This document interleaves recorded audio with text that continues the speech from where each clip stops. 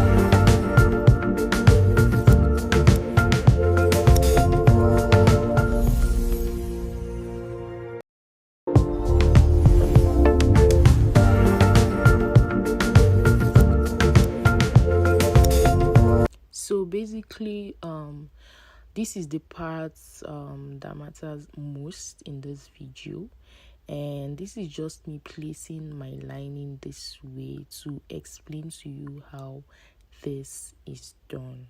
So I'm just going to place my lining. That's the first lining that I cut, one of the linings that I had cut, and I'm just going to sew it this way on the fabric.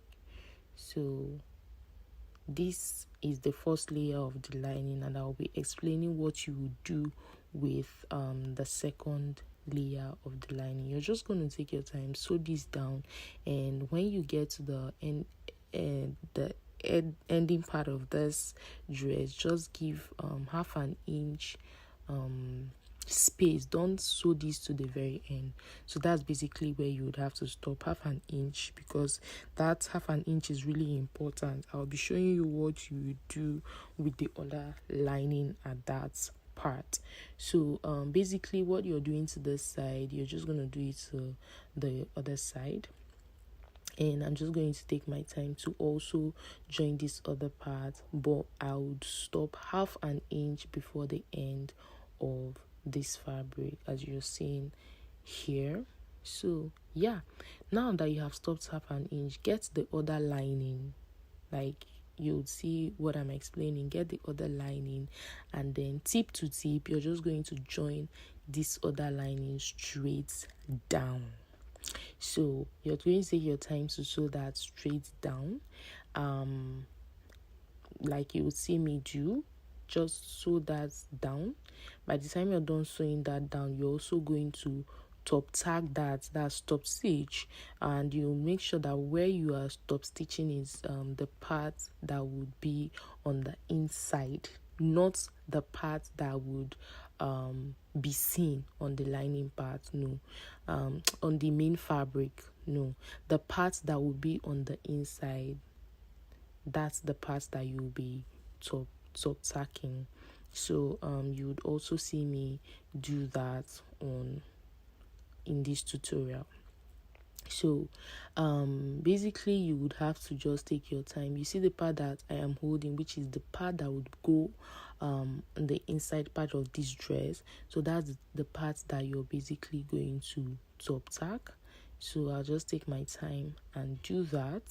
And after top tacking this part, the next thing you would have to do is to seal up the sides of your dress.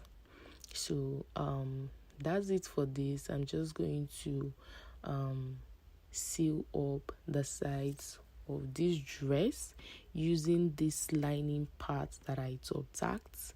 The part that I had top tacked, that will be the part that I would use to seal up this dress. So you're just going to bring it to the front part of this dress. Sorry, it wasn't even showing. I didn't know the camera wasn't grabbing that part, but you would understand what I'm doing. So yeah, that part is what you bring to the front part of your fabric, and then you would use that to gradually seal the side of this dress. So whatever you're doing to this part, you're also going to do it to the other part of the dress.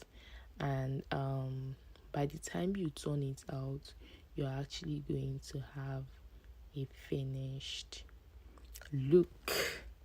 So the most important thing in this video is that or in making this dress is that you have to really make sure that both the front and back part of this the linings are equal. It's very, very important, so that you don't have one sitting this other side and you have the other one sitting the other side.